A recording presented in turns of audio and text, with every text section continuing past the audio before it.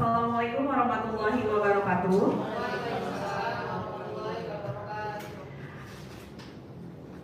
Pertama-tama yang saya ucapkan terima kasih banyak kepada Bapak Wakil Kepala Sekolah yang berkenan hadir hari ini, Ibu Wakil Kepala Sekolah yang sudah ada saat ini, dan teman-teman guru lainnya yang sudah hadir menyempatkan waktunya untuk datang di diseminasi yang saya lakukan pada siang hari ini. Terima kasih untuk kehadirannya. Sekali lagi, sebelum kita memulai kegiatan diseminasi kita hari ini, saya persilakan kepada Bapak Rahmat selaku Wakil Kepala Sekolah untuk memberikan sambutannya.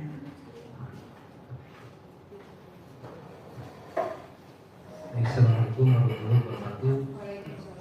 Selamat siang ibu-ibu semua, Bapak Ibu. Alhamdulillah, terima kasih banyak kepada ini undangan dari Ibu Mita ya, dalam kaitannya diseminasi pentingnya budaya positif yang insyaallah kita akan sampaikan kepada. Mudah-mudahan dari apa yang disampaikan nanti kita dapat masukan, dapat ilmunya, dan kita bisa aplikasikan di pembelajaran sehari-hari mungkin ya. Itu saja mungkin pembukaan dari saya. Untuk lebih lanjutnya Bu Mita dipersilakan. Assalamualaikum warahmatullahi wabarakatuh. Terima kasih Pak Rahmat. Pertama-tama Bapak Ibu, di sini saya hanya berbagi apa yang sudah saya dapatkan, dan pasti Bapak Ibu sudah pernah mendengar ini sebelumnya, sudah mempelajari ini juga di PMM, ada juga Ibu CGP yang udah jadi guru penggerak saat ini masih sudah mempelajari apa itu tentang budaya positif ya. Mohon maaf sebelumnya apabila saya ada yang kurang-kurang ya Bapak Ibu, karena ini sifatnya hanya sharing berbagi aja.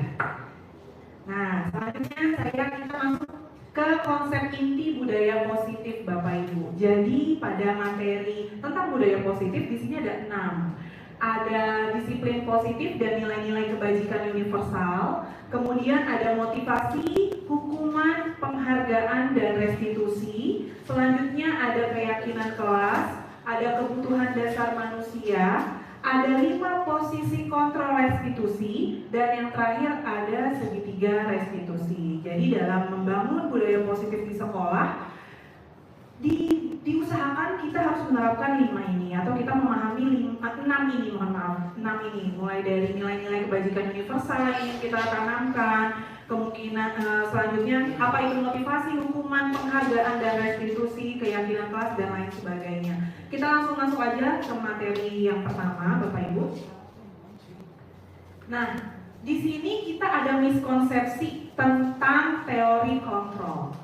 Ya, sebagai guru nih kita kadang-kadang suka beranggapan bahwa guru itu bisa mengontrol murid gitu. Secara tidak sadar bahkan saya pun kadang-kadang juga pernah melakukan ini.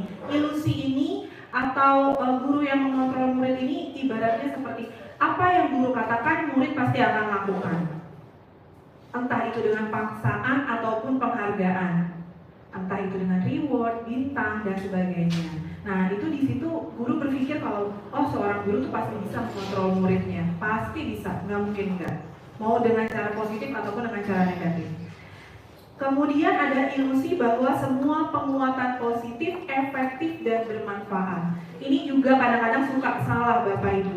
Bahwa ilusi itu, bahwa penguatan positif berupa reward, coklat, permen, kemudian bintang, itu kadang-kadang tidak efektif untuk murid. Nanti kenapa sih tidak efektif, nanti akan dijelaskan. Selanjutnya, miskonsepsi yang ketiga adalah ilusi bahwa kritik membuat rasa bersalah mampu menguatkan karakter. Terkadang secara tidak sadar guru itu mengatakan hal-hal yang negatif kepada muridnya, berharap untuk melatih mental murid biar mentalnya kuat, biar mentalnya bisa menghadapi dunia nyata ini dengan sekuat-kuatnya. Nah, ternyata itu tidak benar. Malah hal itu bisa mengecilkan hati murid, membuat identitas gagal pada diri murid itu. Jadi itu tidak benar, itu hanya ilusi aja. Dan yang terakhir, ilusi bahwa orang dewasa berhak memaksa.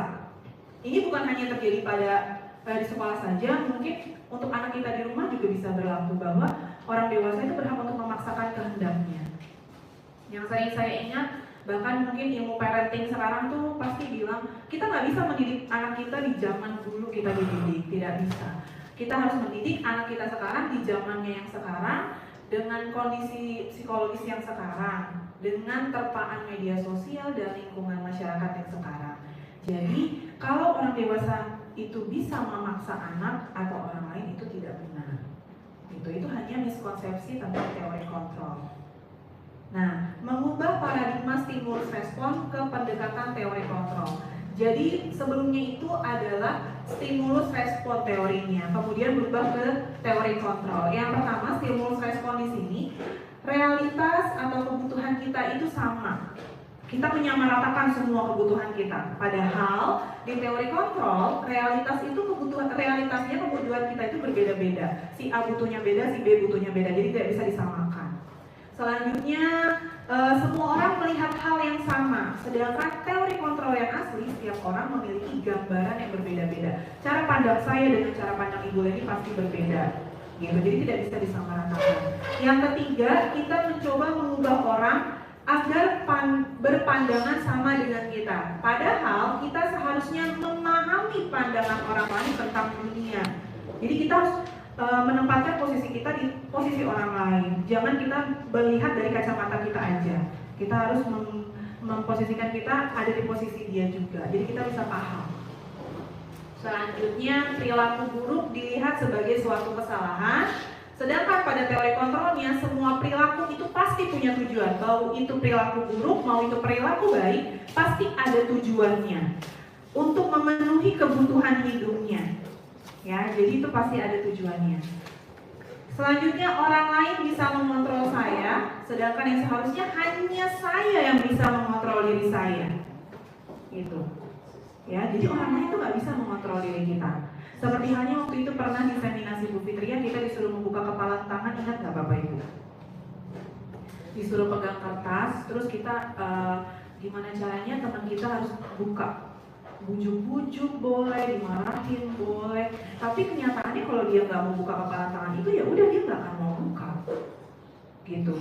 Jadi kontrol itu ada di diri kita sendiri, kita mau buka atau enggak, itu kita yang menentukan.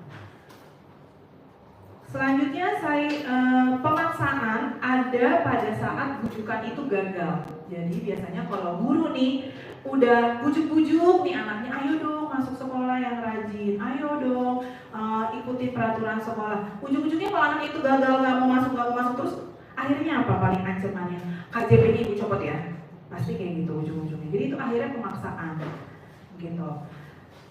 Sedangkan seharusnya kolaborasi dan konsensus menciptakan pilihan-pilihan baru. Jadi kita melemparkan ke dia maunya apa, ada masalah apa, lebih baik kita cari solusinya sama-sama. Ibu bantu, kamu juga bantu, seperti itu. Yang terakhir, model berpikir menang atau kalah kalau ada stimulus respon. Jadi ada yang menang, ada yang kalah. Sedangkan pada teori kontrol itu model berpikirnya menang dan menang. Jadi sama-sama menang. Ada solusi di tengahnya, bukan yang satu malah jadi terkucilkan, yang satunya lagi muncul ke permukaan, tidak seperti itu. Jadi semuanya sama-sama muncul ke permukaan. Itu adalah paradigma tentang stimulus respon yang berubah menjadi ke teori kontrol. Nah, sekarang mengenai disiplin positif. Disiplin berasal dari kata disiplina yang artinya belajar. Disiplin mengacu pada disiplin diri yang memiliki tanggung jawab terhadap apa yang dilakukan berdasarkan nilai-nilai yang diyakini. Disiplin positif merupakan salah satu cara penerapan disiplin yang bertujuan untuk menumbuhkan kesadaran serta memberdayakan peserta didik tanpa imbalan penghargaan apapun, ancaman atau hukuman. Itu disiplin yang sesungguhnya. Sebagai pendidik, tujuan kita adalah menciptakan peserta didik yang memiliki disiplin diri sehingga mereka berperilaku mengacu kepada nilai-nilai kebajikan universal dan memiliki motivasi intrinsik dalam perubahan perilaku ke arah yang lebih baik. Jadi biasanya Bapak Ibu, disiplin itu erat kaitannya dengan paksaan, dengan hukuman, dengan konsekuensi, dengan sesuatu yang tidak menyenangkan. Disiplin itu. Tapi pada kenyataannya disiplin itu tidak seperti itu. Disiplin itu pada budaya positif ini, disiplin itu membangkitkan nilai-nilai yang kita yakini bersama, yang ada di dalam tubuh kita, yang ada di dalam pikiran kita. Ya, jadi disiplin positif itu untuk menumbuhkan nilai-nilai kebajikan. Nah, kalau di sekolah, nilai-nilai kebajikannya kita berpusatnya pada nilai profil pelajar Pancasila. Itu nilai-nilai yang ingin kita tumbuhkan pada siswa-siswa kita di sekolah. Ada berapa Bapak Ibu nilai profil pelajar Pancasila? Ada 6. Beriman dan bertakwa kepada Tuhan Yang Maha Esa, berakhlak mulia, berkebinekaan global, gotong royong, mandiri, kreatif, benar kritis. Nah, itu dia adalah profil pelajar Pancasila yang kita terapkan pada siswa-siswa kita di sekolah. Akan tetapi Bapak Ibu, nilai-nilai kebajikan itu tidak hanya dimiliki oleh sekolah saja, tapi beberapa perusahaan atau instansi, organisasi itu juga mempunyai nilai-nilai yang ingin mereka tumbuhkan, yang ingin mereka tanamkan. Nah, di sini adalah nilai-nilai kebajikan, nilai yang disepakati bersama, lepas dari suku bangsa, agama, bahasa maupun latar belakang. Maksudnya apa? Jadi nilai-nilai ini bisa diterapkan oleh semuanya.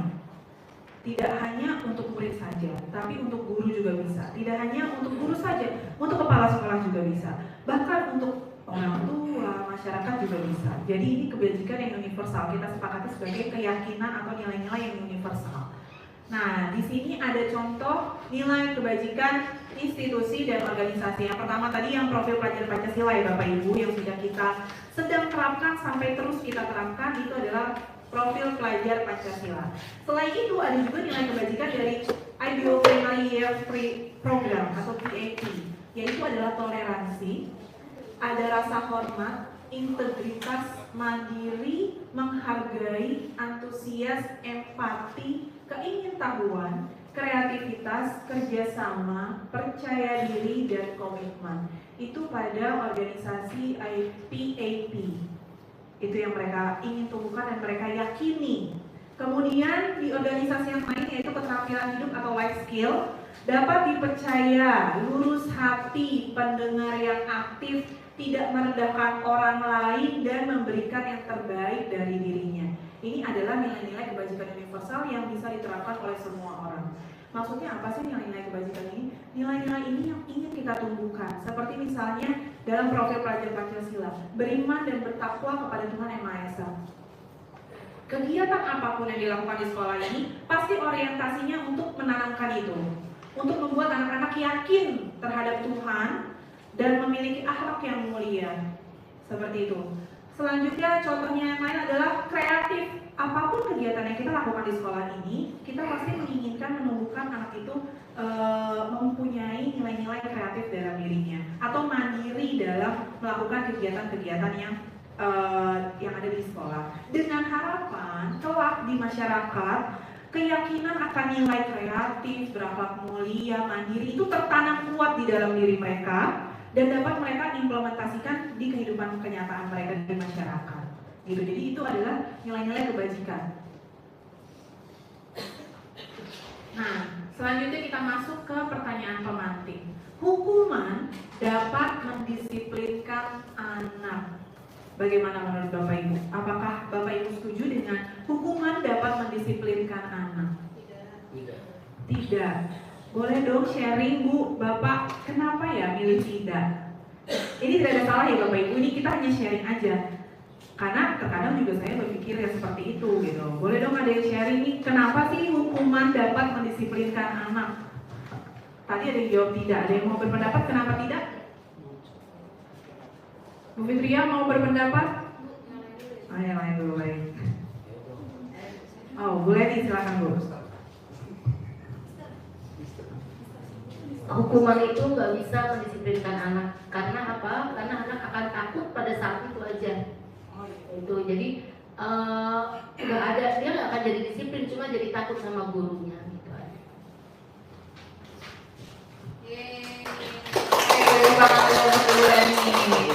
Nah, mungkin ada yang sependapat, ada juga yang tidak sependapat. Tapi memang hukuman itu hanya bersifat sementara berarti ya Bu. Hukuman itu hanya bersifat sementara saat itu juga dan efeknya akan panjang. Bisa jadi anak itu dendam dengan gurunya atau tidak mau lagi masuk ke kelas berbagai macam alasan, ya sakit lah ya apa, padahal dia menghindari gurunya karena takut dimarahin. Nah itu yang pertama. Lalu yang kedua, pemberian hukuman dengan hal positif seperti membaca buku atau membersihkan halaman sekolah dapat meningkatkan kedisiplinan. Gimana nih Bapak Ibu? Setuju atau tidak? Setuju.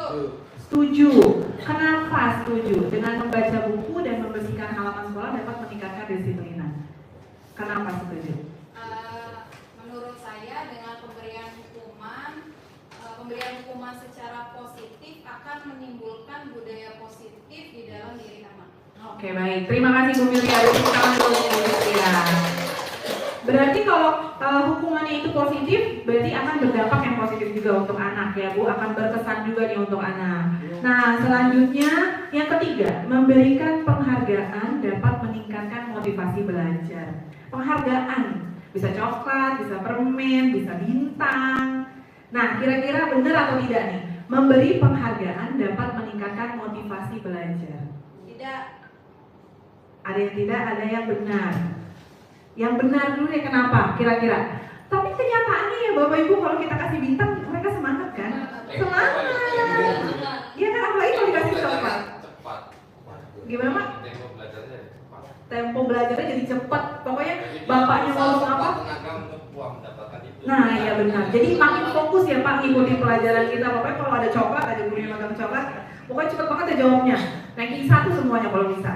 Ya, jadi memberikan penghargaan dapat meningkatkan motivasi belajar anak. Benar juga. Sekarang yang salah coba. Kenapa tidak benar Bu? Karena nanti di saat dia tidak bisa mencapai dan orang lain mencapai, di situ ada jiwa dendam di dirinya dia kalau menurut saya. Jadi semua itu jangan dipakai dengan kata penghargaan, iming-iming lah. Karena nanti ketika dia iming-iming atau rewardnya itu sudah membuat dia bosan dan gurunya nggak kreatif, bintang lagi udah bosan. Nah, itu dia tidak muncul kreativitas lagi di dalam dirinya dan jadi bosan. Iya, betul banget Bu Fitri. Ya, beri tepuk tangan untuk Bu Fitri. Nah, ini ada istilahnya, ada yang pro, ada yang kontra ya dengan penghargaan ini. Tadi Bu Fitri yang bilang kalau misalnya kita terus-terusan ngasih reward, nanti kalau mereka akan bosan tuh dengan coklat, nanti mereka akan bosan dengan bintang gitu. Jadi nggak muncul nih dari dalam diri dia sendiri untuk mau sekolah atau ikutin pelajaran gitu. Ya betul. Nah selanjutnya ini dia 3 motivasi perilaku manusia. Ternyata manusia itu melakukan sesuatu ada motifnya nih, ada motivasi dalam dirinya tanpa disadari. Ya, ada yang motivasinya secara ekstrinsik dari luar, yaitu untuk menghindari ketidaknyamanan atau hukuman. Nah, maksudnya gimana? Jadi misalnya gini Bapak Ibu. Misalnya Bapak Ibu mengikuti pelatihan di luar nih, ya kan? Biasanya suka lempar-lemparan kan? Ya kan? Suka lempar, kamu aja, saya aja itu aja gitu misalnya. Nah itu terkadang mau nggak mau kita deh yang kena, ya kan? Dengan alasan apa? Ya udahlah biar nggak dimarahin bapak. Ya udahlah nggak apa-apa lah daripada nanti teman saya marah, saya nggak enak kayak gitu. Nah itu untuk menghindari ketidaknyamanan. Jadi mau nggak mau ya udah kita lakuin aja. Padahal kita sendiri nggak mau gitu. Kita tuh nggak mau ngikutin pelatihan itu gitu. Jadi itu adalah motivasi ekstrinsik atau dari luar. Karena kita takut untuk menerima hukuman atau ketidaknyamanan dari orang lain. Selanjutnya adalah untuk mendapatkan imbalan atau penghargaan dari orang lain. Imbalan dan penghargaan ini banyak Bapak Ibu. Bisa berupa materi dan non materi. Materi ya seperti misalnya, kalau ikut pelatihan sana dapat uang nih, uang transport misalnya. Nah semua datang rame tuh. Tapi kalau misalnya nggak ada uang transportnya, sepi, nggak ada yang mau gitu. Nah selain masalah uang juga misalnya seperti sertifikat deh, ya kan? Misalnya nih sekarang mau ikut pelatihan, ada sertifikatnya nggak? Pasti pertanyaan pertamanya itu. Ya tidak menutup kemungkinan, saya pun kayak gitu. Jadi memang motivasi ekstrinsik itu terkadang mempengaruhi seseorang berbuat sesuatu, gitu. Jadi penghargaan dan imbalan itu memang berpengaruh sekali untuk diri seseorang. Nah, beda halnya dengan motivasi intrinsik. Untuk menjadi orang yang mereka inginkan dan menghargai diri sendiri dengan nilai-nilai yang mereka percaya. Nilai-nilai yang mereka percaya, nilai-nilai kebajikan tadi. Misalnya ingin menjadi pembelajar atau ingin terus kayak misalnya nilai saya yang saya percaya itu adalah kreatif, yang saya percaya misalnya. Dengan saya percaya nilai yang saya yakini itu adalah kreativitas, maka bagaimanapun caranya saya akan mengikuti semua pelatihan yang menstimulus kreativitas gitu, tanpa disadari dengan kemauan sendiri dari dalam diri sendiri. Jadi tergantung dengan nilai apa yang kita yakini gitu. Untuk menghargai diri sendiri, seperti misalnya untuk menghargai diri saya sendiri, oh saya butuh nih yang namanya pelatihan untuk mengembangkan diri saya masih butuh terus belajar, mengasah kemampuan saya, dan saya mau menghargai diri saya, masa saya cuma sampai sini aja sih? Saya kan pasti bisa berkembang lebih, gitu. Asalkan kita yakin, yang kita yakini itu apa gitu. Kita pasti akan melaksanakannya dengan lebih baik jika motivasi itu keluarnya dari dalam diri kita sendiri dengan nilai-nilai yang kita yakini. Kayak gitu.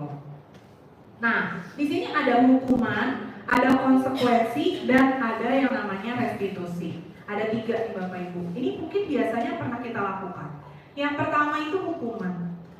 Hukuman itu tidak terencana dan tiba-tiba. Murid tidak tahu apa yang akan terjadi atau tidak dilibatkan.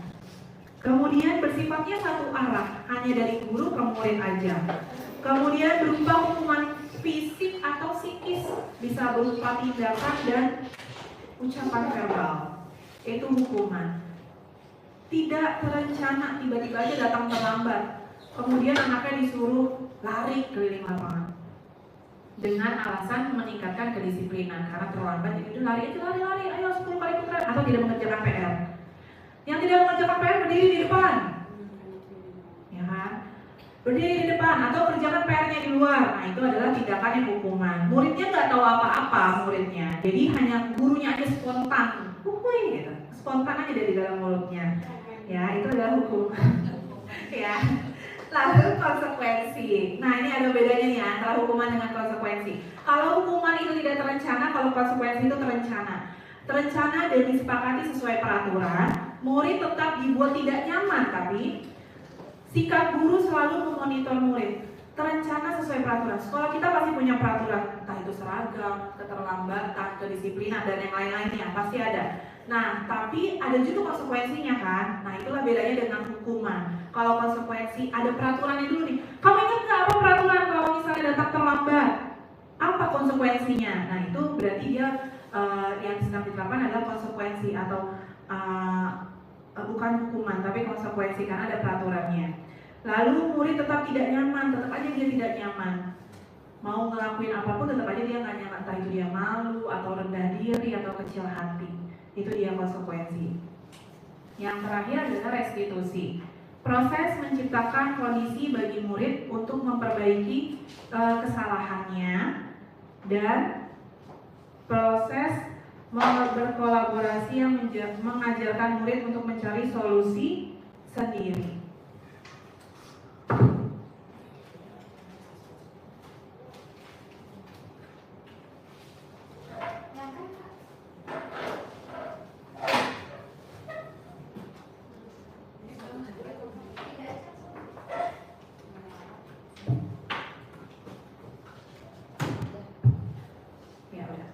Ya baik, ada sedikit kendala teknis.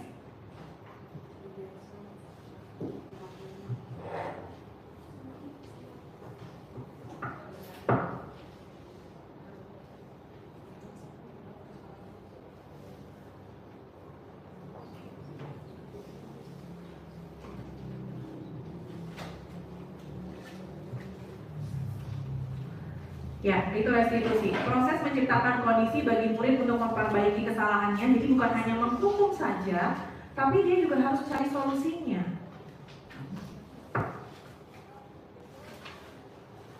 Dan proses kolaborasi yang mengajarkan murid untuk mencari solusinya sendiri. Itu adalah restitusi. Nah, ini ada kuis nih. Masih ingat nggak nih Bapak Ibu ya sama kuis ini? Tentang hukuman atau konsekuensi. Yang pertama, mencatat 100 kali di dalam buku kalimat saya tidak akan terlambat lagi karena terlambat ke sekolah. Jadi dia ditugasin untuk menulis 100 kali dalam buku. Kira-kira menurut Bapak Ibu ini hukuman atau konsekuensi? Hukuman ya? Baik, hukuman. Yang kedua, lari mengelilingi lapangan basket 2 kali karena terlambat hadir di sekolah. Hukuman atau konsekuensi? Hukuman. Kemudian murid diminta untuk push up 15 kali karena tidak menggunakan masker ke sekolah. Hukuman ya? Oke, baik, hukuman. Lalu menggantikan kertas tugas teman yang telah dicoret-coret. Konsekuensi. Selanjutnya membersihkan tumpahan air di meja tulis karena tersenggol pada saat belajar. Konsekuensi ya. Lalu murid disuruh untuk mengenakan sepatu seharian di sekolah karena tidak mengenakan sepatu hitam. Hukuman. Oh, ini maksudnya dia tidak menggunakan sepatu sama sekali di sekolah seharian karena sepatunya warna hitam. Jadi dia nggak pakai sepatu seharian di sekolah. Nah, itu hukuman atau konsekuensi? Hukuman ya. Baik. Yang terakhir, lari mengelilingi lapangan basket 2 kali karena terlambat 10 menit untuk pelajaran PJOK. Gimana pelajaran konsekuensi atau hukuman? Konsekuensi. Kan telat ya. Karena dia telat 10 menit. Kalau konsekuensi Ayo. ada stimulus respon. Kalau dikasih stimulus dulu, lo ini enggak datang terlambat ya. Responnya apa nih? Hari. Oh gitu, baik.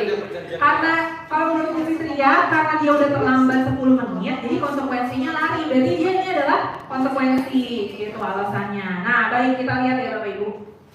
Ini dia. Jadi kalau mencatat 100 kali itu adalah hukuman. Hanya satu arah dari gurunya aja. Nah, kalau mengelilingi lapangan basket 2 kali juga hukuman karena secara spontan dari gurunya. Lalu meminta murid push up 15 kali juga sama hukuman. Menggantikan kertas tugas teman yang telah dicoret-coret itu konsekuensi. Ya, karena dia udah mencoret punya temannya, dia harus menggantikan kertasnya, itu adalah konsekuensi.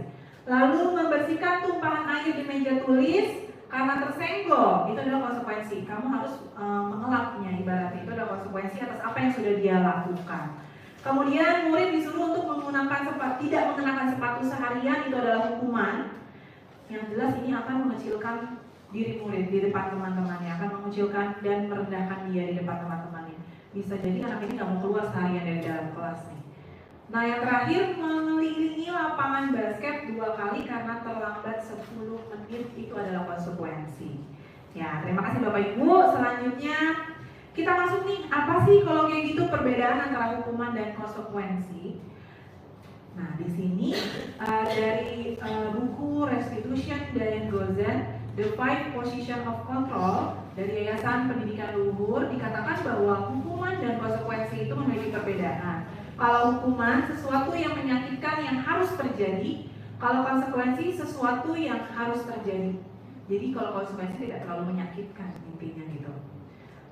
Selanjutnya membuat anak sakit secara psikis maupun hati untuk jangka waktu yang lama kalau hukuman. Kalau konsekuensi merasa tidak nyaman dalam jangka waktunya yang pendek. Lalu anak membenci kedisiplinan, kalau dihukum tuh anak jadi benci yang namanya disiplin. Kalau konsekuensi anak menghargai apa itu disiplin. Kalau hukuman paksaan, kalau konsekuensi adalah stimulus respon atau stimulus tanggapan. Hukuman mendorong anak untuk menyakiti diri sendiri, sedangkan konsekuensi mendorong anak agar mudah menyesuaikan diri. Dengan adanya peraturan-peraturan, maka dia akan mudah menyesuaikan diri. Lalu hukuman konsep diri yang buruk, sedangkan konsekuensi konsep diri yang baik. Hukuman anak belajar untuk menyembunyikan kesalahannya, sedangkan konsekuensi anak belajar untuk mematuhi peraturan. Hukuman itu rasanya akan berdampak marah, rasa bersalah, dipermalukan, merasa tidak dihargai. Sedangkan konsekuensi kehilangan haknya, dibuat tidak nyaman di depan orang lain, dan diasingkan untuk sementara waktu. Begitu. Itu adalah perbedaan hukuman dan konsekuensi. Jadi antara hukuman dan konsekuensi lebih better, lebih baik yang konsekuensi karena adanya peraturan. Gitu. Tapi kalau bisa tidak. Konsekuensi pun tidak. Nah, tadi yang kita bahas pertama, penghargaan. Ternyata Bapak Ibu, kita itu secara tidak langsung bisa mengukur anak dengan penghargaan. Gitu. Yang pertama adalah pengaruhnya jangka pendek dan jangka panjang. Yang jangka pendek itu maksudnya dia bisa saja anak itu melakukan hal itu hanya saat itu aja. Dia tidak terus-terusan melakukan itu. Contohnya misalnya, ayo siapa yang rapi berbaris dulu sebelum masuk kelas, itu akan ibu kasih bintang. Gitu. Nah mungkin saat itu aja mereka akan rapi, tapi ketika guru itu tidak ada di situ saat itu, digantikan dengan guru yang lain, udah deh tuh berantakan deh anaknya, nggak rapi lagi, gitu. Jadi penghargaan atau reward itu pengaruhnya jangka pendek dan jangka panjang. Kemudian penghargaan tidak efektif, lalu penghargaan merusak hubungan. Penghargaan merusak hubungan ini seperti halnya yang tadi Bu Fitria bilang. Kalau misalnya nih, dia melihat temannya dikasih reward sama gurunya, tapi dia nggak dapat padahal dia udah berusaha. Nanti timbul tuh rasa iri dalam diri anak. Gitu. Kok dia lagi ya? Kok dia terus ya yang dapat? Aku kan juga udah berusaha. Aku kan udah mencoba, tapi dia lagi yang dapat reward. Jadi itu mengecilkan hati si anak. Gitu. Jadi penghargaan itu merusak hubungan, bisa jadi dia marah sama temennya, jadi ngejauh sama temennya. Selanjutnya penghargaan mengurangi ketepatan. Terkadang orang yang menjawab dengan berharapkan imbalan itu ketepatannya akan berkurang dibandingkan dengan orang yang menjawab tanpa mengharapkan apapun gitu. Misalnya anak yang menjawab pertanyaan dengan iming-iming coklat, dia jawab mungkin saat itu dia benar, tapi padahal jawaban teman-teman yang lain yang benar juga yang gak dapat coklat itu jauh lebih benar dari anak-anak yang pertama dapat coklat. Lalu selanjutnya penghargaan menurunkan kualitas. Contohnya itu seperti ketika saya misalnya penghargaan menurunkan kualitas. Ketika saya sudah bekerja semaksimal yang saya bisa, lalu saya mendapatkan sesuatu, terus selanjutnya saya udah turun performa saya, udah nggak mau lagi menggebu-gebu kayak di awal gitu istilahnya. Jadi dia akan menurunkan kualitas saya dengan adanya penghargaan. Tapi untuk mereka yang tidak mengharapkan penghargaan apapun, mereka akan terus berlomba menampilkan yang terbaik dari diri mereka. Jadi lebih baik untuk tidak mengharapkan apapun, untuk menjaga kualitas diri kita aja. Jadi biar kita terus mengasah diri kita menjadi yang lebih baik. Dan penghargaan mematikan kreativitas, itu juga sama. Lalu penghargaan itu menghukum. Contohnya adalah ranking. Ya Bapak Ibu, ranking itu secara tidak sadar akan menghukum anaknya. Misalnya anak yang ranking 2 itu akan merasa rendah diri dan merasa kayak gagal aja. Kenapa sih saya nggak bisa ranking 1? Padahal nilai saya sama nilai dia beda cuma 0, berapa. Gitu. Jadi itu dia merasa gagal dengan keadaannya dia. Padahal dia ranking 2 juga udah bagus gitu kan kalau bagi kita. Tapi bagi diri anak itu, namanya diri anaknya masih kompetitif banget, jadi mereka harus butuh pengakuan nih, apalagi sama orang tuanya. Kalau ranking 1, wah hebat deh, pokoknya paling hebat gitu. Itu adalah penghargaan yang menghukum. Nah yang terakhir adalah motivasi dalam diri atau motivasi intrinsik. Ini yang harus kita bangun Bapak Ibu. Kita harus memunculkan motivasi intrinsik dari dalam diri siswa itu sendiri. Kita harus kasih tahu, ibaratnya menunjukkan kenapa sih kamu harus belajar. Kamu tuh mau meyakini nilai apa sih kalau kamu belajar tuh kamu mau apa? Mau menjadi diri kamu yang seperti apa? Oh saya pengen cerdas Bu, saya pengen jadi pilot, saya mau jadi polisi. Nah dia akan sadar tuh, karena dia berpegang keyakinan itu, saya punya cita-cita yang ingin saya raih, ada nilai yang dia yakini, yang anak itu yakini di dalam diri dia, itu termasuk motivasi intrinsik. Jadi tanpa harus kita marah-marah atau hukuman atau konsekuensi, dia akan berjalan sendiri. Anak itu akan belajar sendiri. Itu adalah penghargaan. Nah, tapi yang lebih baik dari hukuman, konsekuensi, dan penghargaan itu adalah restitusi. Yang tadinya restitusi adalah mengembalikan anak yang bersalah kepada kelompoknya dengan karakter yang lebih kuat, begitu. Nah, di sini restitusi itu bukan untuk menebus kesalahan, bukan cuma, yaudah aku minta maaf ya, udah selesai. Enggak kayak gitu. Restitusi ini bukan untuk menebus kesalahan, namun untuk belajar dari kesalahan. Jadi anak itu harus belajar dari kesalahan yang dia perbuat. Misalnya kalau dia mencontek, terus dia minta maaf doang, udah gitu selesai ya? Enggak dong. Dia harus belajar dari masalah itu. Apa yang dia ambil dari pelajaran dari masalah itu? Yang kedua, memperbaiki hubungan. Yang ketiga, restitusi itu tawaran, bukan paksaan. Jadi kita balik lagi ke teori kontrol, kita guru tidak bisa memaksa anak, tapi kita bisa menawarkan. Kamu mau jadi seperti apa? Kamu mau bagaimana? Kalau kamu berbuat seperti ini, kamu akan melakukan apa? Jadi tawaran, kita menawarkan ke dia dan biarkan dia sendiri yang menentukan mau gimana. Lalu kemudian restitusi menuntun untuk melihat ke dalam diri. Jadi anak itu berefleksi, oh aku salah ya ternyata melakukan ini, oh aku ternyata nggak baik ya, begitu. Restitusi mencari kebutuhan dasar yang mendasari tindakan. Setiap manusia pasti punya kebutuhan dasar yang ingin mereka capai. Restitusi diri adalah hal yang paling baik. Restitusi fokus pada karakter bukan tindakan. Lalu restitusi menguatkan, fokus pada solusi dan mengembalikan murid yang berbuat salah kepada kelompoknya. Jadi bukan dikucilkan. Misalnya dia tidak mengerjakan PR, bukan berarti dia disuruh berdiri di depan kelas. Tidak, itu tidak memecahkan solusi. Kalau pada restitusi, penerapan restitusi itu bukan untuk menghukum anak, memisahkan dia dari kelompoknya. Malah dia akan menjadi minder kalau dia dipisahkan sendiri. Lebih baik kita tanya, kenapa kamu tidak mengerjakan PR? Apa yang kamu yakini? Apakah dengan begini keyakinan kamu itu akan tercapai? Apa yang akan kamu perbuat? Ya, jadi itu adalah restitusi. Jadi tidak memisahkan anak dari kelompoknya. Nah, ini dia kebutuhan dasar manusia. Kebutuhan dasar manusia adalah segala sesuatu yang kita lakukan untuk mendapatkan apa yang kita inginkan. Seluruh tindakan yang kita lakukan memiliki tujuan tertentu dan semua usaha terbaik yang kita lakukan adalah dalam rangka agar kebutuhan dasar kita terpenuhi dengan baik. Kebutuhan dasar manusia, bukan hanya anak, tapi orang dewasa pun juga punya kebutuhan dasar. Ada 5 kebutuhan dasarnya Bapak Ibu pada diri masing-masing orang. Yang pertama adalah bertahan hidup. Kita ngapain sih kerja kalau bukan untuk bertahan hidup? Ya kan? Kita ngapain sih kerja kalau bukan buat makan, pakaian, tempat tinggal, keamanan, kesehatan, dan jalan-jalan? Ya kan? Mainan, drone lah, ya kan, Bapak Ibu, healing lah ke pantai, kemana gitu. Jadi kita pasti melakukan sesuatu nih, kita susah payah kerja dari pagi sampai sore, itu pasti untuk bertahan hidup. Ya, yang pertama itu pasti untuk bertahan hidup dan untuk keluarga tuh pasti.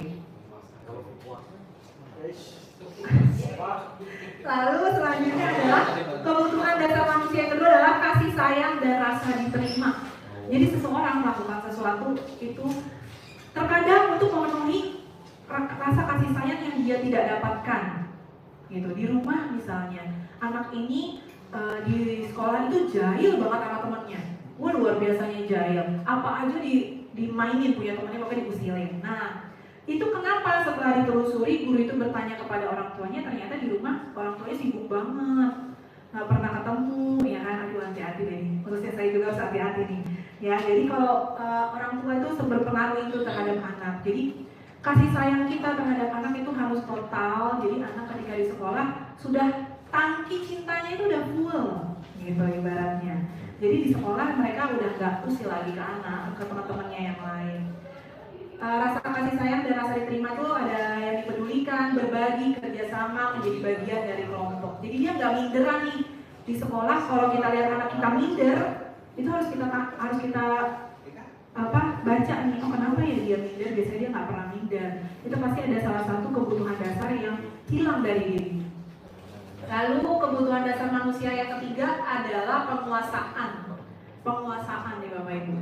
Penguasaan itu berkaitan dengan harga diri, keinginan untuk dianggap, lalu memimpin, berprestasi, diakui dan didengarkan. Ini penguasaan. Semua orang pasti ingin diakui.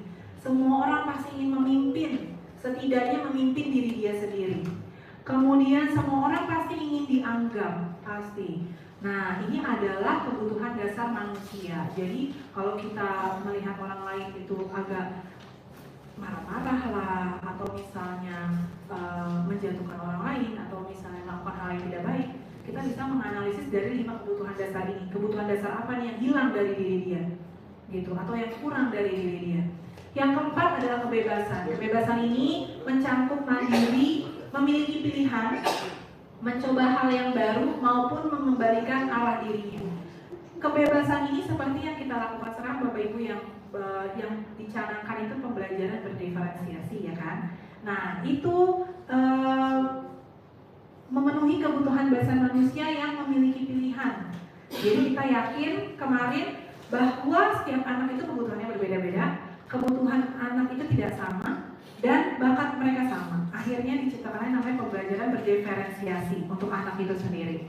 Untuk memenuhi apa? Untuk memenuhi kebutuhan dasar anak itu, gitu. Agar nggak bosan. Jadi kalau misalnya Bapak Ibu lihat nih, kalau lagi pembelajaran matematika, dia tidur aja di pojokan, atau dia ngurek-ngurek aja buku. Nah itu berarti tandanya dia bosan.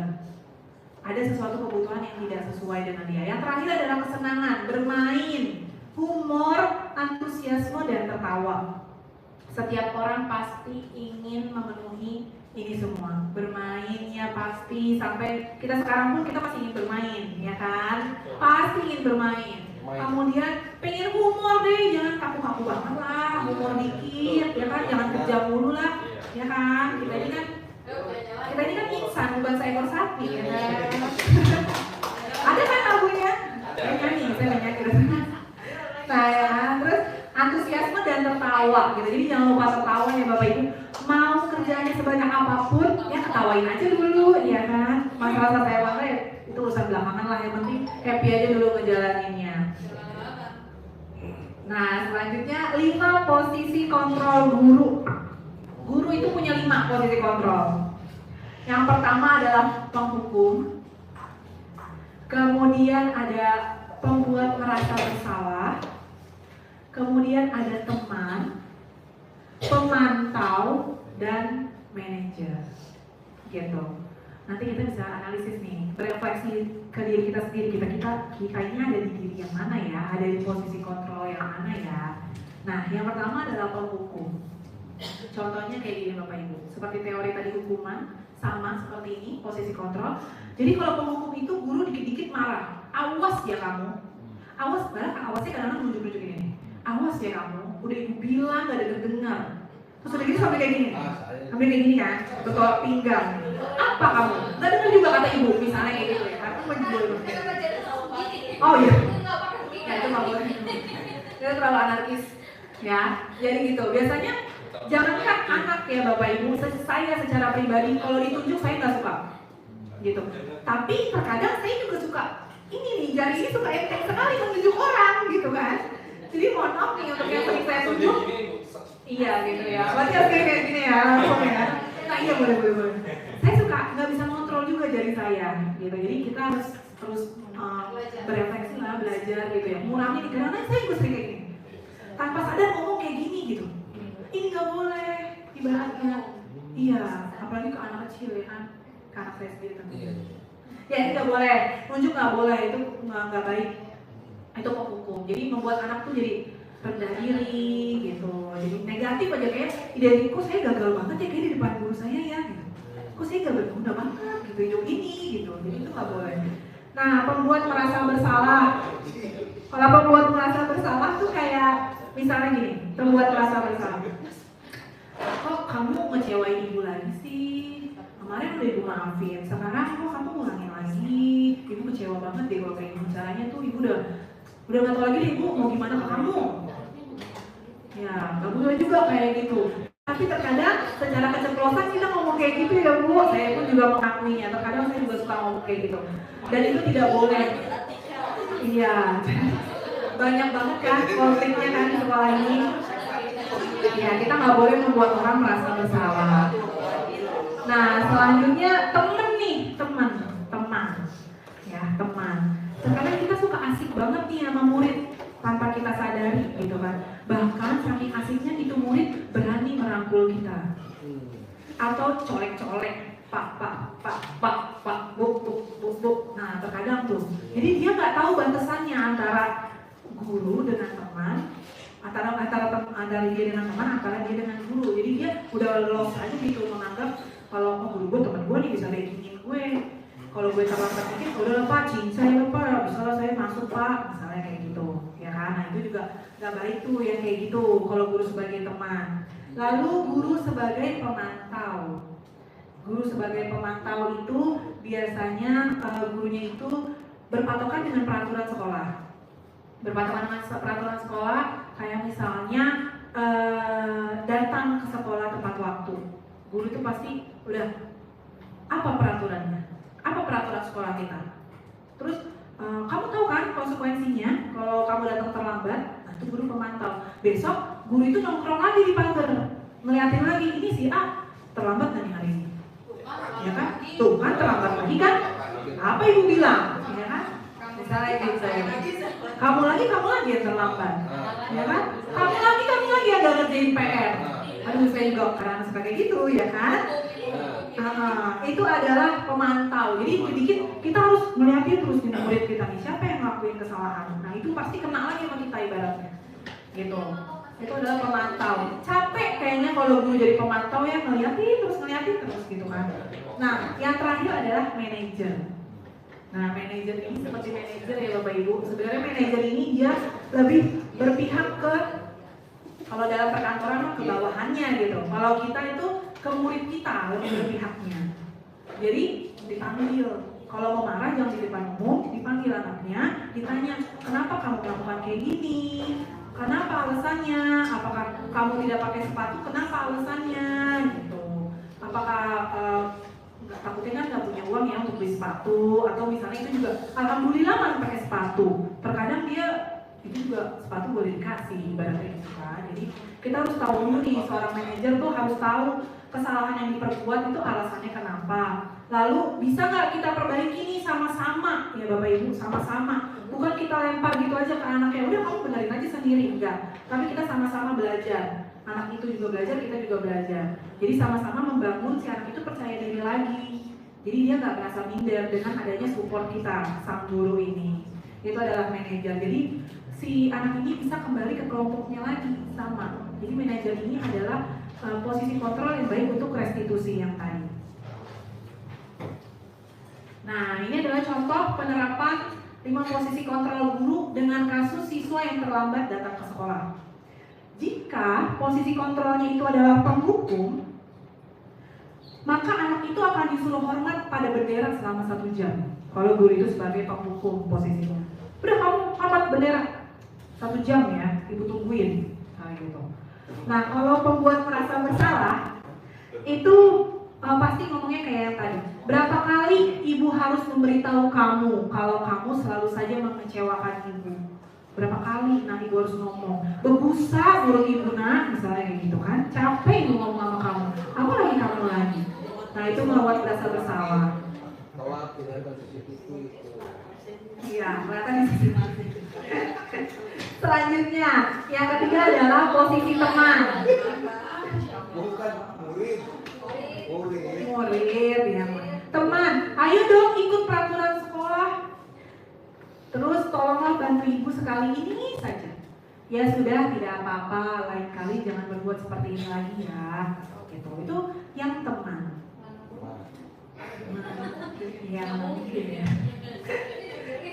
Ya, itu adalah posisi kita sebagai teman. Selanjutnya pemantau nih. Kalau sudah melanggar peraturan sekolah, kamu sudah tahu konsekuensinya ya. Nanti saat jam istirahat, kamu temui ibu di ruang guru. Nah, siap-siap deh nih kalau udah temui ibu di ruang guru, ibaratnya pasti akan ada sesuatu deh dari gurunya. Ya, udah deg-degan deh tuh. Apalagi ditontonin sama guru yang lain. Nah, itu makin jiper lagi tuh kalau bahasa anak sekarang, ya kan? Makin turun lagi tuh percaya dirinya. Yang terakhir adalah manajer.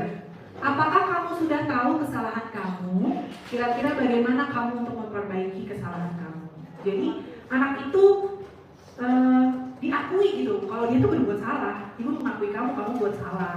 Tapi jangan fokus ke salahnya. Ayo kita sama-sama cari tahu gimana cara kamu memperbaiki ini semua. Gitu. Itu adalah posisi manajer. Nah, Bapak Ibu, selanjutnya adalah pertanyaan posisi kontrol, apakah aku? Dengan kalimat ibu kecewa sekali dengan kamu.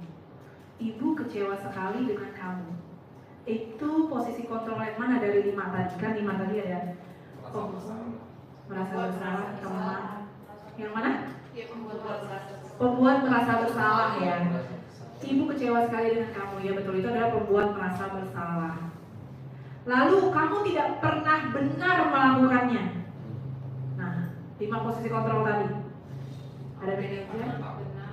Kamu tidak pernah benar melakukannya. Penghukum, betul, penghukum. Dia itu langsung aja to the point, menjatuhkan. Ini kalimat menjatuhkan ini. Kamu tidak pernah benar melakukannya. Itu anak udah gagal deh pokoknya. Hidup ini kayaknya, kalau kata anak zaman sekarang apa ya? Toksik. Ya kan, toksik banget nih, guru gue toksik gitu. Nah itu biasa jadi takutnya anak berpikir kayak gitu.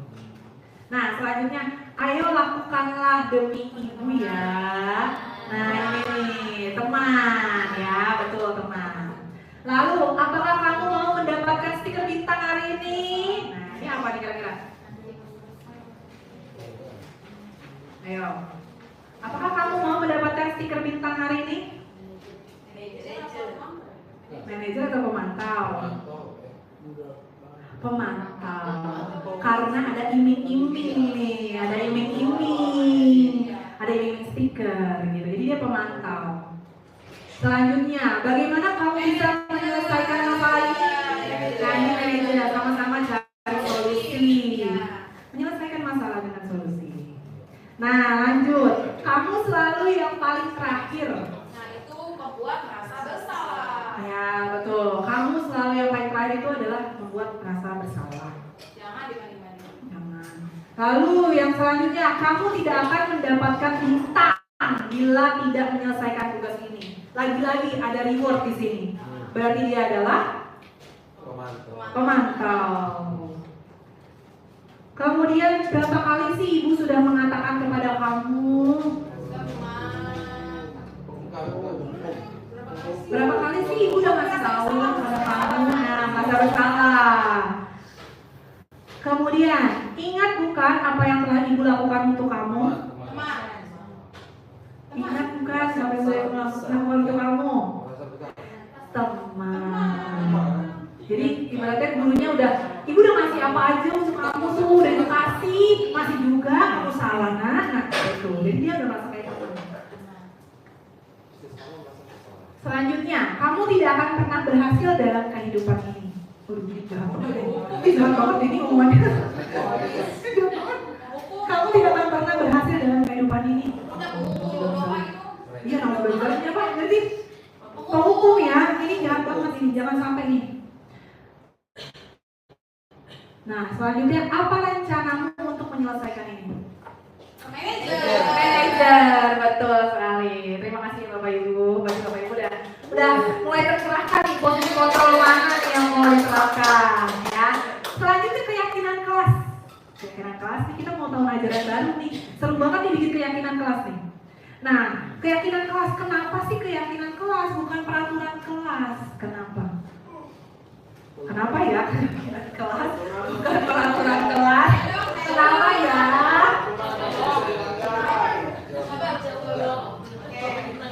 Kalau misalnya keyakinan kelas ini berasal dari 2 arah yang disepakati. 2 arah keyakinan yang disepakati.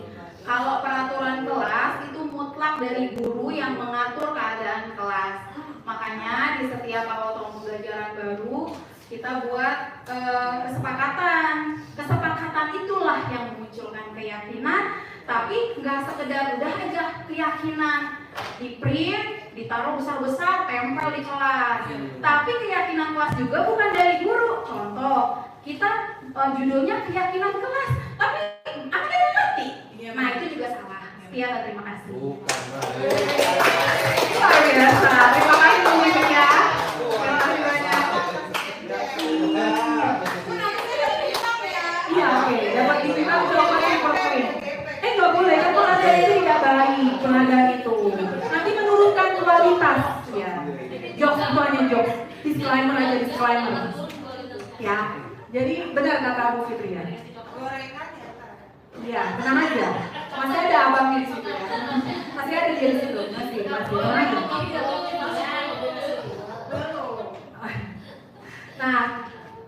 ya. Kalau tadi kata Bu Fitria, peraturan itu dari satu orang, kalau keyakinan itu dari semuanya, keyakinan. Nah, di sini ada dua. Mengapa sih kita memiliki peraturan tentang penggunaan helm ketika sedang berkendara motor? Kenapa ada peraturan itu? Ya karena polisi meyakini kalau nggak pakai helm celaka. Polisi apa kita yang meyakini? Kenapa polisi yang meyakini? Ah, nanti dibilang. Karena dia sadar kalau nggak pakai helm, helm itu adalah peraturan. Karena dia menyadari kalau misalnya kalau mau berkendara dia harus pakai helm. Oh, berarti dia tahu ya aturannya gitu ya. Dan terus pakai helm itu juga menjamin keselamatan nggak sih Bapak Ibu? Mengurangi resiko lah setidaknya. Ya, mengurangi resiko. Seenggaknya nggak benjol-benjol parahnya. Kalau deket beda lagi. Apa doang maksudnya ya? Enggak, pakai helm aja contoh kan apa puncak gitu agak jauh yang dikit. Terus udah gitu foto ya.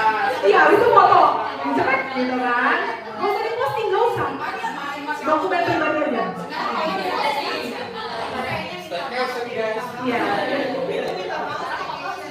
Aduh, ini hak semuanya ya. Oh, berarti bukan saya doang yang begitu. Oke, lanjut.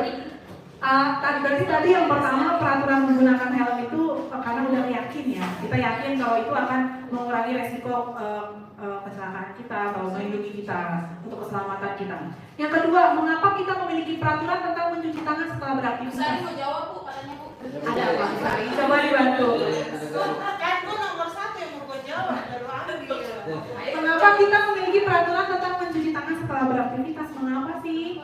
Cuci tangan Bu. Kenapa? Cuci tangan lah biar bersih. Cuci tangan. Sebagian daripada iman. Oh, kebersihan daripada iman, Masya Allah, Jumat. Edisi Jumat. Bukan main. Tepuk tangan dulu. Karena kebersihan sebagian dari iman. Iya betul. Jadi secara tidak sadar, secara tidak sadar kita percaya bahwa bersih itu adalah keyakinan yang kita pegang. Ya Bapak Ibu, ini benar sekali. Berarti dari dua pernyataan ini, dari dua pertanyaan ini, kita yakin bahwa ada unsur keselamatan dan ada unsur kesehatan di situ. Itu kesehatan dan keselamatan itu adalah nilai, keyakinan, nilai-nilai kebajikan yang kita tanamkan. Kita tahu itu tuh adalah sesuatu yang baik untuk diterapkan.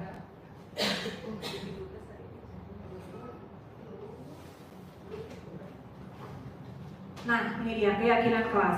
Keyakinan kelas, nanti Bapak Ibu tahun ajaran baru ini bisa diterapkan nih. Bahkan kata pemerintah seminggu. Jadi masa MPLS itu dipakai untuk membuat keyakinan kelas.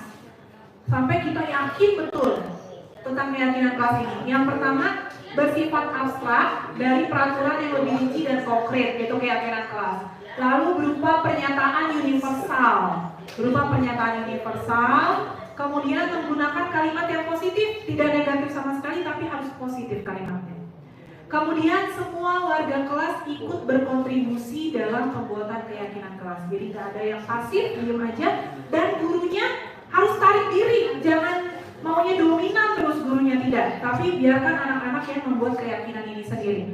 Yang terakhir, meninjau kembali keyakinan kelas dari waktu ke waktu. Jadi keyakinan kelas ini bisa berubah-ubah Bapak Ibu, mengikuti nanti tahun ajaran. Misalnya di awal pelajaran kita hanya punya keyakinan kelas 3. Gak apa-apa kalau kita yakin dengan 3 itu, ya gak apa-apa. Nanti seiring berjalannya waktu, entah itu 3 bulan lagi, 3 bulan ke depan, akan bertambah tuh satu keyakinan karena ada satu masalah, entah itu masalah tentang pembulian. Nah, nanti bisa nambah tuh keyakinan kelasnya jadi 4. Dan seiring berjalannya waktu lagi nambah lagi jadi 5, itu boleh. Itu boleh ya. Nah, ini dia langkah membuat keyakinan kelas. Yang pertama, siswa. Ini semua siswa ya Bapak Ibu. Guru harus menarik diri dulu, jangan terlalu dominan. Siswa menulis keyakinan yang mereka inginkan. Kemudian siswa dan guru mengulas keyakinan yang telah ditulis. Kemudian mengaitkan keyakinan kelas dengan nilai-nilai kebajikan universal yang kita ambil. Kalau keyakinan kelas berarti keyakinan yang kita gunakan adalah nilai-nilai profil pelajar Pancasila. Ya, jadi di situ keyakinannya harus tentang beriman dan bertakwa kepada Tuhan, kreativitas, mandiri, kolaborasi, gitu, kerjasama, gotong royong, seperti itu. Lalu yang keempat, membuat kalimat keyakinan kelas dengan kalimat yang positif, singkat dan jelas. Jangan terlalu bertele-tele, jangan terlalu panjang kalimatnya. Ya. Kemudian menempelkan keyakinan kelas di tempat yang dapat dilihat banyak orang. Tentunya bisa dilihat oleh semua murid yang ada di kelas kita. Gitu. Nah, ini adalah contoh keyakinan kelas. Yang pertama, kita bisa lihat ya Bapak Ibu, kalimatnya nggak terlalu panjang. Fokus aja pada nilai yang ingin ditanamkan. Yang pertama, selalu bersikap positif. Gitu. Jadi apapun kegiatan anak di kelas, mereka harus bersikap positif. Gitu. Mereka yakin gitu. Lalu yang kedua, senantiasa menjadi diri terbaik. Mereka akan menampilkan diri mereka yang terbaik, berusaha menjadi diri yang terbaik. Ketiga, percaya dan menghormati orang lain serta barang miliknya. Mereka menghormati orang lain dan barang milik orang lain. Yang keempat, berkomitmen terhadap setiap tugas. Terakhir, senantiasa saling membantu. Ya, jadi nggak usah banyak-banyak Bapak Ibu keyakinan kelas. Boleh 5 aja asal mereka, kita sebagai warga kelas itu sepakat untuk mau nih konsisten menjalani si keyakinan kelas ini, kita akan konsisten. Nah, selanjutnya ini kelihatan ya Bapak Ibu.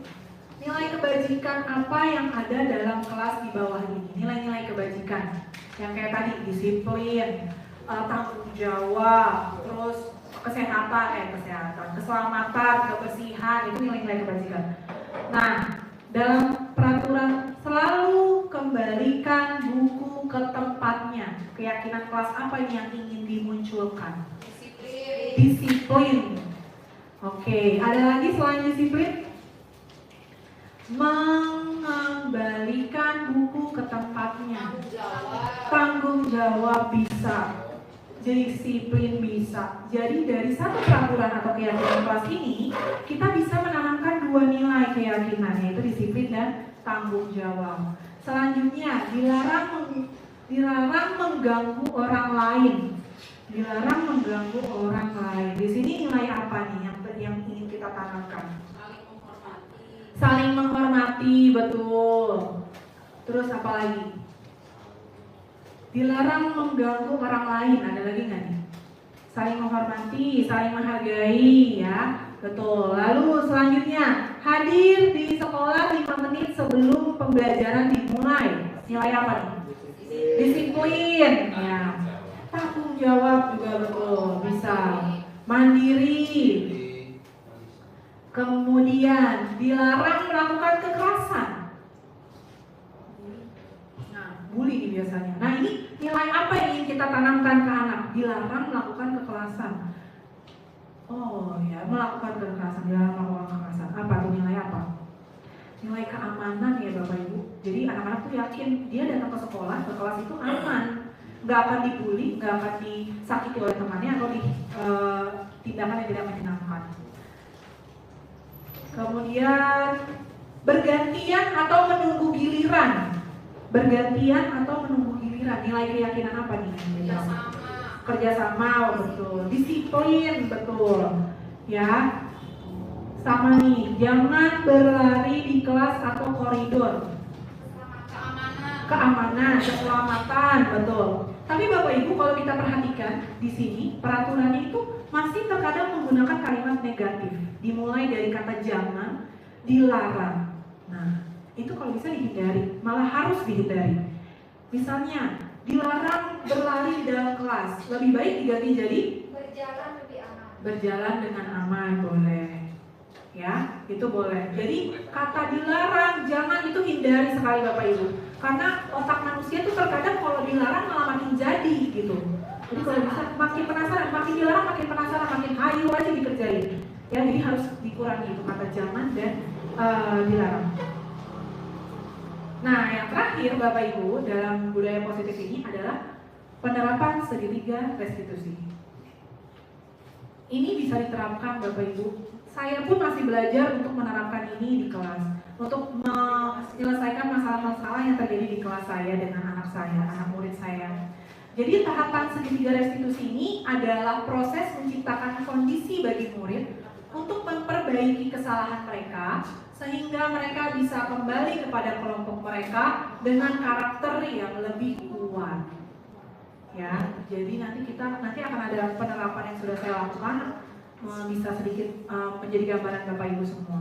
Jadi tahapan segitiga restitusinya ada 3 Bapak Ibu. Yang pertama ada menstabilkan identitas, kemudian ada validasi tindakan yang salah, memvalidasi tindakan yang salah, yang terakhir menanyakan keyakinan lagi. Keyakinan ini berkaitan dengan nilai-nilai kebajikan di awal tadi. Ya. Nah ini dia, menstabilkan identitas. Berdasarkan prinsip pembuat kesalahan adalah bagian dari proses belajar. Jadi pada menstabilkan identitas ini Bapak Ibu, kita harus bilang, salah itu gak apa-apa, ya kan? Semua orang belajar dari kesalahan, gitu. Jadi membuat kesalahan itu hal yang lumrah, gitu. Kita bukan malaikat, kita manusia. Kita bisa pasti pernah punya kesalahan, gitu. Menstabilkan identitas itu dari situ dulu awalnya. Jadi berarti kita membuka pikiran kita ke anak bahwa kamu gak apa-apa kalau salah, kamu berbuat salah pun gak apa-apa, ibu maklum, ibu pun pernah salah, gitu. Itu menstabilkan identitas. Itu ya Bapak Ibu. Dan tidak ada manusia yang sempurna. Saya juga pernah melakukan kesalahan seperti itu. Kita bisa menyelesaikan, kita guru dan anak bisa menyelesaikan masalah ini bersama, gitu. Jadi kita bantu dia untuk menyelesaikan masalah ini. Lalu Bapak atau Ibu tidak tertarik mencari siapa yang salah, tapi ingin mencari solusinya, gitu. Jadi dia bu salah. Udah stop. Ibu tidak tertarik dengan siapa yang salah, kita cari apa solusi. Dan yang terakhir, kamu berhak merasa begitu. Kamu berhak merasa begitu tuh misalnya kayak gini Bapak Ibu. Dia merasa marah ketika temannya mencontek. Ya marah dong, ya kan? Kalau kita dicontek juga kita marah gitu. Nah kita harus bilang ke dia, gak apa-apa kamu marah, gitu. Itu hal yang wajar, gak apa-apa. Dan kamu berhak merasa marah ketika kamu dicontek. Jadi mereka punya defense. Nanti ketika mereka menghadapi kenyataan di dunia nyata, dia gak diperlakukan semena-mena sama orang lain, gitu. Jadi kita harus belajarkan anak itu bisa membela diri dia sendiri, gak apa-apa. Nah, selanjutnya adalah validasi tindakan yang salah. Berdasarkan prinsip setiap perilaku berupaya memenuhi suatu kebutuhan tertentu. Tadi kan kebutuhan ada 5 ya Bapak Ibu. Ada kebutuhan yang kebutuhan hidup, ada kebebasan, ada kesenangan, ada cinta dan kasih sayang. Nah, di sini ada kalimat-kalimat yang bisa Bapak Ibu gunakan. Yang pertama, padahal kamu bisa melakukan yang lebih buruk dari ini, gitu. Tapi kamu marah aja itu udah alhamdulillah seenggaknya. Padahal kamu bisa lebih mungkin dia bisa nonjok, mungkin dia bisa melakukan hal yang lain, gitu. Jadi nggak apa-apa. Kamu udah hebat, kamu udah marah aja nggak apa-apa, udah hebat. Padahal kamu bisa kamu nonjok dia, atau kamu misalnya mukul dia, gitu. Kamu udah hebat, bisa marah doang, gitu. Udah marah aja tuh udah bagus, gitu. Nah, selanjutnya kamu pasti punya alasan mengapa melakukan hal itu. Kita harus tanya kembali ke anak itu. Alasan apa yang ada di dalam diri dia sehingga dia melakukan hal yang tidak baik. Kemudian kamu patut bangga pada dirimu sendiri karena kamu telah melindungi sesuatu yang penting buat kamu. Gitu. Jadi dengan penerapan validasi tindakan ini Bapak Ibu, kita sama-sama mencegah perilaku bully itu terjadi. Jadi anak itu punya melindungi diri dia itu dia kuat gitu. Dia nggak mau diri dia dibully dengan beranggapan kalau dia pantas kok membela diri dia sendiri. Dia emang baik kok untuk membela diri sendiri itu boleh gitu. Yang terakhir, kamu boleh mempertahankan sikap itu, tapi kamu harus menambahkan sikap yang baru. Seperti halnya kamu boleh marah, tapi kamu harus tahan emosi, jangan mukul, nggak boleh nendang, nggak boleh menghancurkan hal-hal benda-benda temennya gitu. Jadi ada kesalahan, tapi ada sesuatu perbaikan dari sikapnya dia. Seperti itu. Yang terakhir, menanyakan keyakinan. Berdasarkan prinsip teori kontrol bahwa pada dasarnya kita termotivasi secara intrinsik, motivasi dari dalam diri. Yang pertama yang bisa ditanyakan adalah apa keyakinan kelas kita. Ketika nanti anak di saat pembelajaran kita sedang melakukan kesalahan, kita bisa balikan. Keyakinan kelas kan udah kita buat nih. Nah, keyakinan apa yang udah kamu langgar ibaratnya gitu. Apa keyakinan kelas kita balikin lagi. Jadi dia ingat, oh iya ya saya harus disiplin nih. Karena sudah tertuang dalam keyakinan kelas kita. Lalu nilai-nilai apa yang telah kita sepakati bersama. Kemudian apa bayangan kamu tentang kelas yang ideal? Kamu tuh mau kelas kita tuh seperti apa sih? Kalau kamu marah-marah kayak gitu, kelas kita bakal jadi kelas impian nggak, yang kita impi-impikan di keyakinan kelas kita. Dan yang terakhir, kamu mau menjadi orang seperti apa? Apakah kita berikan lagi, kamu mau jadi orang seperti apa? Nah, kalau kamu marah-marah terus, kamu mau jadi orang seperti apa? Apakah akan jadi pemarah? Pasti dia akan turun tuh. Yang tadinya marah-marah, dia akan turun nadanya. Gitu. Jadi kita nggak memaksa, kita hanya memancing perilaku nilai-nilai baik di dalam diri dia untuk keluar gitu. Nah, ini adalah penerapan segitiga restitusi yang pernah saya lakukan.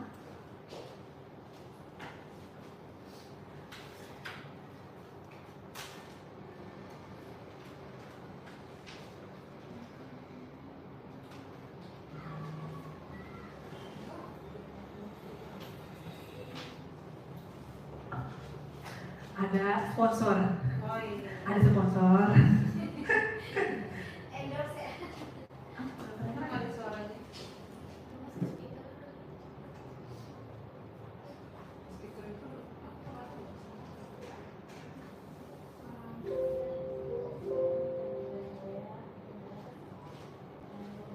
Kenceng ya? Kalau kenceng ya?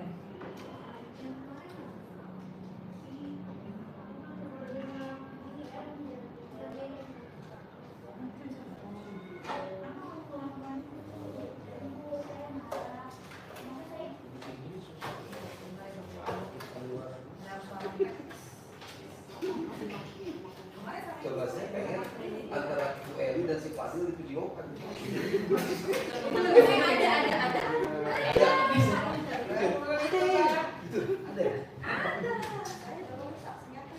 Ada.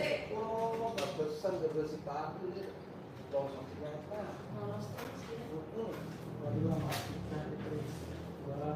Tapi kalau kelas 3 satu apa?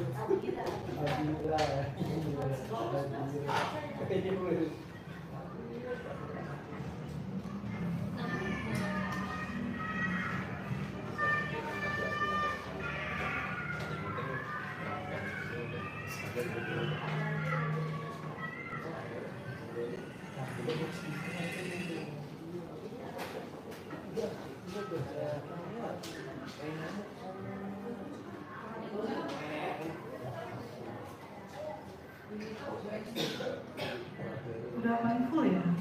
Jadi di sini Bapak Ibu pada dialog ini, anak ini melakukan, dia marah karena temannya mencontek.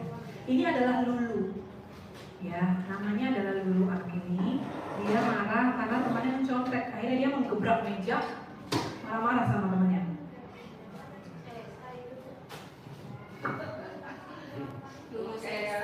Namanya Lulu. Lulu. Nah, di sini saya mencoba menerapkan segitiga restitusi. Yang pertama, menstabilkan identitas. Saya bilang, nggak apa-apa kamu marah, itu hal yang wajar. Saya pun pernah melakukan hal marah seperti itu. Karena mencontek itu hal yang tidak baik gitu. Pasti saya akan marah gitu ibaratnya. Jadi kita menstabilkan dulu emosi dia di sini. Kemudian di sini saya juga mempraktekkan validasi tindakan. Ya, nggak apa-apa kamu sudah berhasil membela diri kamu sudah melindungi kalau mencontek itu tidak baik dan kamu marah dengan itu nggak apa-apa, itu memvalidasi tindakan. Kita menyetujui kalau dia marah itu nggak apa-apa. Dan yang terakhir kita balikin lagi ke keyakinan. Kita tanyain apakah kamu percaya kalau ini tuh sesuai dengan keyakinan kelas kita. Nah dia mulai deh tuh nggak sesuai gitu.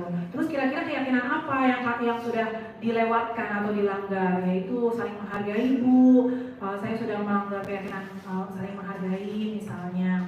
Nah di situ nanti dia akan kita tanya lagi kira-kira bagaimana nih sikap kamu sebaiknya. Nah nanti dia muncul tuh kalimat kedepannya saya akan membantu temannya untuk belajar. Saya akan mendampingi Bu gitu. Jadi bukannya hanya marah-marah doang tanpa solusi. Jadi dia akan mengajari temannya secara spontan, itu akan keluar dari diri dia, gitu.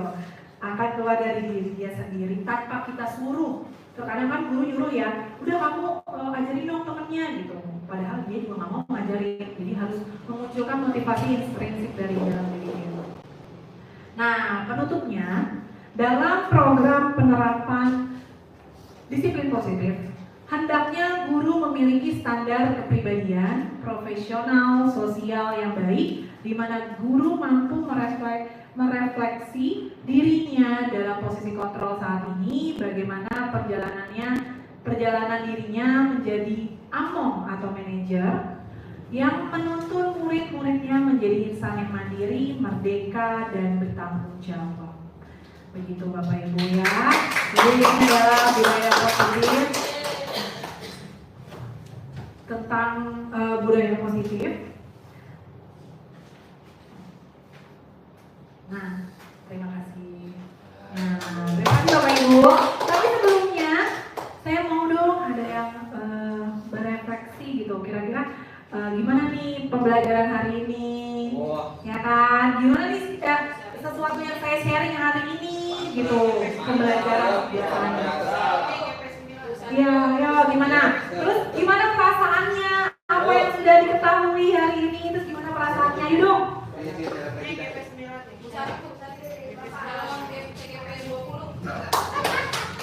Baik, terima kasih Bu Mita, luar biasa panggilan hari ini. Oh, ini. Baik, untuk Bu Mita kita kasih reward tepuk tangan sekali untuk Bu Mita. Terima kasih banyak atas panggilannya dan hari ini kita dapat pembelajaran yang luar biasa dari pemaparan Bu Mita tentang budaya positif. Ya. Saya senang banget tadi Pak Bu Mita menjelaskan masalah apa tadi Bu, yang dua itu apa tuh namanya? Yang pakai tabel itu apa namanya ya? Respon ya. Dari kontrol dan respon itu luar biasa banget. Cuman di sini saya mau sharing dikit. Kalau antara reward dan penghargaan itu sama apa nggak Bu? Reward dan penghargaan sama. Sama ya. Karena dari tadi saya nggak pernah melihat kalimat reward itu. Penghargaan berarti sama ya. Baik Bapak Ibu, di sini kalau seandainya apa yang disampaikan oleh Bu Mita ini kita terapkan pada diri kita sendiri nih sebagai pengajar, bukan main ini, mantep banget itu. Terus terang ya, ada reward, ada punishment, dan tadi satu lagi saya tertarik itu, Bu Mita bilang kalau kita mengharapkan suatu penghargaan, ketika penghargaan itu diperoleh, kita akan bagaimana? Turun ternyata. Jadi kita kerja harus bagaimana Bu? Ikhlas dong ya? Iya, harus ikhlas, artinya apa? Tidak mengharapkan sesuatu. Iya. Jadi itu yang sangat berkesan buat saya. Ternyata betul juga ya. Harus dari dalam diri Pak. Ya, betul. Jadi intinya kita kalau bekerja sesuai dengan apa namanya rasa ikhlas, itu saya rasa tetap Bu ya. Karena yang sulit itu mempertahankan ya Bu ya. Betul ya. Jadi yang sulit itu mempertahankan. Jadi kalau kita ibaratnya selalu ingin satu, kalau mendapat pujian boleh nggak Bu? Sesekali boleh lah ya. Ya, tapi sebetulnya gini, saya kurang setuju kalau mendapat pujian itu. Sebab apa? Kalau mendapat pujian apalagi ditujukan hanya pada seseorang, itu saya nggak setuju. Itu sebabnya kenapa? Itu nanti satu itu, yang kedua dia akan menjadikan bahwa dia ini super. Oh, ini gue dong. Nah, jadi saya kurang setuju. Ya kalau saya jadi seorang leader, saya tidak akan menerapkan hal seperti itu. Semua bagi saya anak buah itu oke, ya kan? Oke buat saya. Gitu. Kalau saya leader, gitu ya. Jadi saya tidak akan memposisikan seseorang guru atau seseorang daripada partner kerja ini sebagai sesuatu yang lebih, saya nggak mau. Jadi semuanya sama dengan saya. Oke, semuanya. Jadi itu yang pertama. Terus yang kedua, ini kalau terapkan juga dalam keseharian kita ini kayaknya mantep banget ya. Mantep banget. Ini untuk hari ini saya mendapatkan pembelajaran yang luar biasa dari Bu Mita, dan mudah-mudahan kita bisa mengaplikasikan apa yang disampaikan oleh PT dalam pembelajaran sehari-hari. Terus terang saja Bapak Ibu, saya di kelas ini kalau untuk menerapkan seperti ini kayaknya belum nyampe deh. Jadi kebanyakan marahnya gitu. Kebanyakan marahnya, terus yang kedua kontrol emosi kita kadang-kadang masih minim. Ya oleh karenanya dengan seperti ini bukan main. Inilah kita makanya banyak sharing dengan teman-teman, ya apalagi dengan teman-teman yang sudah mendapatkan gelar CGP, GP itu luar biasa. Satu saja dari saya. Sebetulnya kalau seperti GP dan CGP ini, kira-kira kalau seandainya sudah mendapatkan sesuatu, itu kira-kira masih bisa dipertahankan atau tidak? harusnya Bu ya, apa yang dia dapatkan itu paling tidak dipertahankan atau diaplikasikan sehari ya. Kalau saya pribadi begini, saya mengejar PMM hanya butuh sesuatu, apa, selebar kertas, sertifikatnya. Setelah itu udah. Nah oleh karenanya ya saya berharap mungkin kedepannya setelah mendapatkan sertifikat dan sebagainya, apa yang ibu promosikan, apa yang ibu tularkan di sini bisa dijalankan gitu. Begitu Bu ya. Baik, ini sekedar sharing dengan teman-teman. Saya benar-benar baru kali ini ya, walaupun agak ngantuk-ngantuk dikit, tapi ya setelah melihat materi dari CGP, dari GP dan sebagainya, ya kita jadi apa namanya antusias untuk mendengarkan. Mudah-mudahan apa yang disampaikan bisa nggak kira-kira di semester yang akan datang saya terapkan di kelas. Terima kasih banyak Bu Mita, mudah-mudahan ini berkah untuk kita semua ya. Terima kasih. Baik, terima kasih Pak Ahmad untuk referensinya. Betul sekali Bapak Ibu, sebenarnya ini adalah teori ideal gitu. Saya pun masih belajar terus untuk mempraktekkan ini dan kadang-kadang sering terpelingsut juga gitu, sering menjadi penghukum juga, sering menjadi pemantau juga, sering menjadi teman juga untuk anak murid. Tapi tidak apa-apa Bapak Ibu, yang namanya seperti ini kan harus berproses ya, namanya memunculkan budaya positif di sekolah itu berprosesnya panjang dan ini kolaborasi dari semuanya. Gak cuma kelas itu aja yang budaya positif, tapi kelas-kelas yang lain tidak bisa gitu. Jadi memang perjalanan budaya positif ini sangat panjang, butuh program-program, butuh kerjasama semua orang, dan penerapannya itu juga luar biasa panjang karena kita merubah kebiasaan lama kita menjadi kebiasaan baru. Ini yang PR banget, saya pun juga sama, merubahnya itu yang agak susah, tapi tidak ada yang tidak mungkin Bapak Ibu. Kita juga berusaha apapun yang terjadi. Nanti mohon diingatin aja ya Pak, kalau misalnya kan Bapak bilang kira-kira nanti bisa terus nggak nih berjalan gitu kan dengan yang punya ada. Semoga kedepannya akan terus ya Pak, bukan hanya dari CGP, bukan hanya dari GP doang, semua guru gitu. Nggak harus dari CGP kan, harus ini kan. Ya karena nggak harus CGP doang yang bisa bermanfaat untuk orang banyak gitu, semua orang bisa gitu. Baik, terima kasih sekali lagi Bapak Ibu.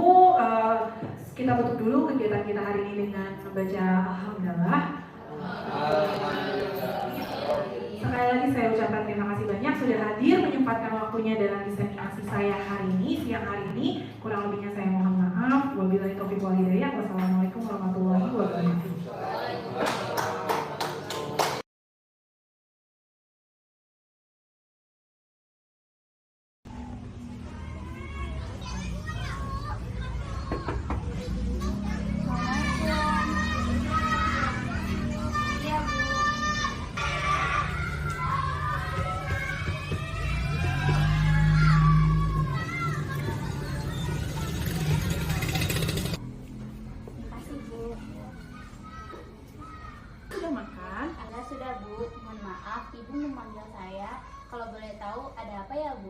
Begini, Ibu mau tanya, Ibu lihat dari tadi pembelajaran di kelas, Sesa tampak diam dan kesal.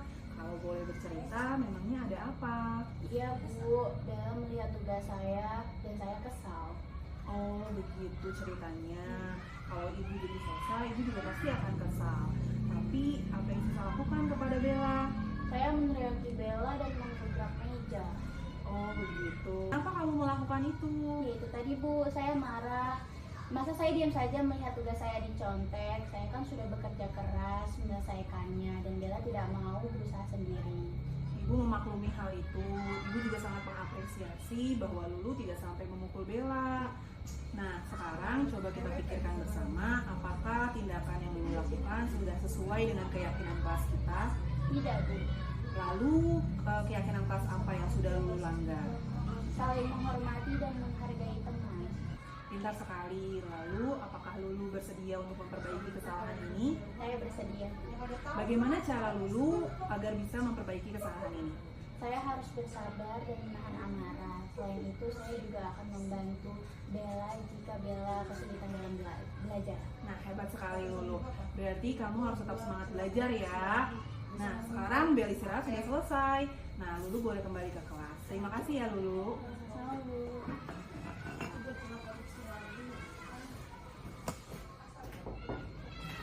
Siang Bu, silakan masuk Bella. Silakan duduk Nak. Makasih Bu. Bella sudah makan? sekolah-sekolahan? Sudah Bu, mohon maaf, Ibu yang memanggil saya. Kalau boleh tahu ada perlu apa ya Bu? Ibu tahu tadi Bella datang ke sekolah terlambat ya? Iya Bu. Kalau diingat-ingat, sudah berapa kali ya Bella terlambat datang ke sekolah? 5 kali Bu. Menurut Bella, apakah sering datang terlambat ke sekolah merupakan sebuah kesalahan? Iya Bu, saya minta maaf. Iya, tidak apa-apa Bella, setiap manusia pasti pernah mempunyai kesalahan. Nah, tapi kita harus belajar dari kesalahan tersebut dan memperbaikinya. Apakah Bella setuju untuk memperbaikinya? Setuju Bu. Bella, sekarang kita cari solusinya bersama ya. Bella pasti punya alasan kenapa Bella datang terlambat ke sekolah. Kira-kira apa alasannya Bella datang terlambat ke sekolah? Saya sering tidur malam karena suka bermain HP sehingga kurang tidur Bu. Oh begitu. Kira-kira keyakinan, apakah itu sesuai dengan keyakinan kelas kita? Tidak Bu. Keyakinan kelas kita yang mana yang sudah dilanggar oleh Bella? Disiplin Bu. Apakah menurut Bella disiplin itu penting? Penting Bu, karena dengan disiplin saya akan datang tepat waktu dan lebih menghargai waktu. Ya betul sekali, jika kamu disiplin maka pekerjaan tidak akan tertumpuk dan dapat selesai dengan baik. Saya menyesal sering datang terlambat karena saya mohon maaf. Iya tidak apa-apa Bella, dengan kamu meminta maaf kamu sudah menunjukkan sikap yang baik. Nah sekarang bagaimana cara Bella agar tidak datang terlambat lagi ke sekolah? Saya akan tidur lebih cepat agar dapat bangun lebih awal sehingga tidak terlambat datang ke sekolah lagi. Nah ya, nanti ibu akan komunikasikan juga dengan orang tua Bella agar Bella tidak datang lagi terlambat ke sekolah ya. Baik Bu, terima kasih. Ya sama-sama. Nah sekarang Bella boleh masuk ke kelas lagi.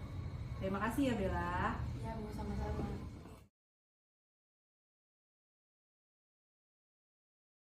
Assalamualaikum warahmatullahi wabarakatuh.